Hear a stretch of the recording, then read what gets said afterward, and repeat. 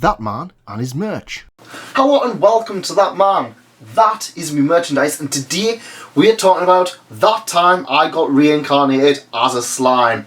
My life story. Not really. Now, before we go ahead, spoiler warning. We are talking about stuff that happens after the anime. This happens after the anime, and some of the stuff that happens is absolutely huge. So you are being warned right now. But also, get excited, enjoy everything, and we'll look at this right away. So, that time I got reincarnated as a slime has often been a nice, relaxing series about an overpowered slime in an isekai world. Yes, I know people don't particularly like that trope, but in this I don't mind it. It's monster girls and guys. And for me, that's something that I genuinely don't mind. It's a nice, thoughtful way of approaching stuff. And rather than trying to beat everybody up, Rimuru has always tried to be about, let's have a giant place everybody can be happy and be together. Yeah! Brilliant! I love that idea. And this has also got some amazing world building. Two great things about it. Yes, yes. It's also got city building. Yes, Rimuru uses his stuff from his past life in order to further improve the world of the monster characters, to the fact that they become this brand new city, this brand new country, that starts to become the envy of some of the surrounding countries. Now, this starts off with two of Rimuru's allies, Milim and, I've got to get this right here, Carillion, the leader of the monster kind of tribe. And the monster tribe, the beast tribe, that's what they call them. So two of Rimuru's allies, they're going to war with each other. There's a kind of a whole mysterious thing, because Milim, they're kind of just like, why would Milim just randomly pick on some of Rimuru's other allies? Milim is Rimuru's bestie. And it's one of those things that keeps you going through it, because Milim is pretty much shown to be a force of ridiculous power, but she's also very simple-minded.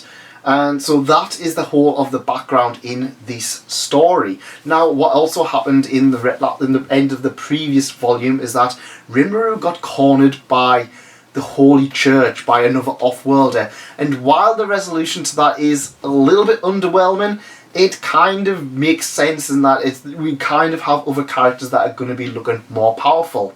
However, at the same time, Clayman, one of the other demon lords, he's putting into things his own nefarious schemes, and he is building himself up to be a massive, massive antagonist, which is pretty darn great, because we have seen him doing a lot of stuff over the course of the last few volumes. In fact, even on volume 2, he was the kind of the puppeteer behind the things that were building up with the whole of the orc kind of tribe, destroying everything. In fact, Clayman is very quickly becoming an interesting character. He seems to be like a cross between Doflamingo from One Piece and Petaljuice from ReZero.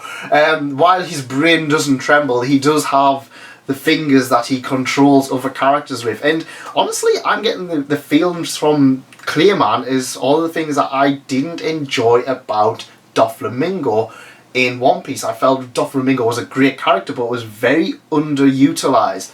Clayman is becoming that character, a nefarious puppet master behind the scenes,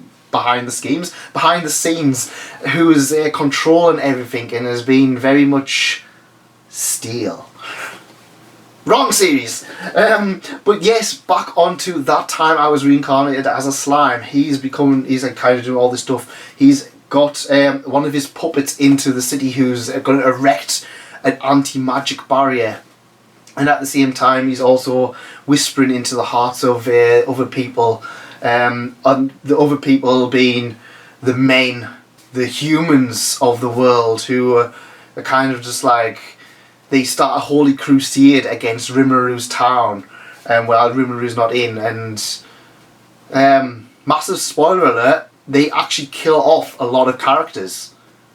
They actually kill off Shion, who, if this was animated, people would be so annoyed, because Shion is like literally the one. She's actually the character I thought would get an Nendroid before Milim. She is the best girl for a lot of people, but he also kill off a lot of goblins, including Gobza, and Rimuru returns back to the town to find everyone in despair, and this changes something in Rimuru. In fact, Rimuru turns a very dark path, to the point that he tries to find some way to recover his friends, because we don't have revives and Yggdrasil leaves or Phoenix Downs and stuff like that. We don't have any of that kind of magic, but Rimuru knows there's a way, and he's not going to do everything. He's going to do everything he can to kind of recover them,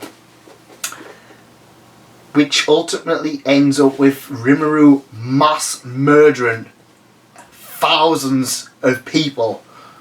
Rimuru the slime, the character that was always there to try and be, I want to have a massive town, I want to have humans and monsters to live in peace. While there is still that goal never disappears, that we do have allied humans. He basically just goes out and just wipes out an entire country, at least the armed forces of this country, and all in a desperate way to revive them. He'd say, if you collect this many souls, you'll get them back. He also manages to that's about halfway through. So yeah, it's a lot of interesting stuff. I'm not going to get too much into the later stuff. Rimuru starts changing, he starts evolving. He manages to summon characters, including this one. So yeah, it does take very dark turn, and we kind of step away from this whole nicey nice. It's like, we're going to skip and dance in the flower fields with our monster pals and the humans, to just kill all the humans. Yeah, they don't deserve to live. You killed me, mate. And I really enjoyed this nice change of pace. It kind of felt more like stuff like Overlord, stuff like you would expect from Overlord, rather than the whole the whole realist hero rebuilds the kingdom. And the whole factor gets dark and just brings up the series, in my opinion. We do have a lot of idealistic heroes where they're just like, I'm pure, I'm good, I'm going to make everything great now, I'm going to have a harem. Whereas this brings this series from that to being more like Overlord, where Ainz is just tripping himself over everything in order to become the supreme ruler, to Tanya the Evil, who is basically kill or be killed, to Konosuba, where Kazuma just is a skeevy, horrible person who's just trying to make things easy for himself. So he just steals.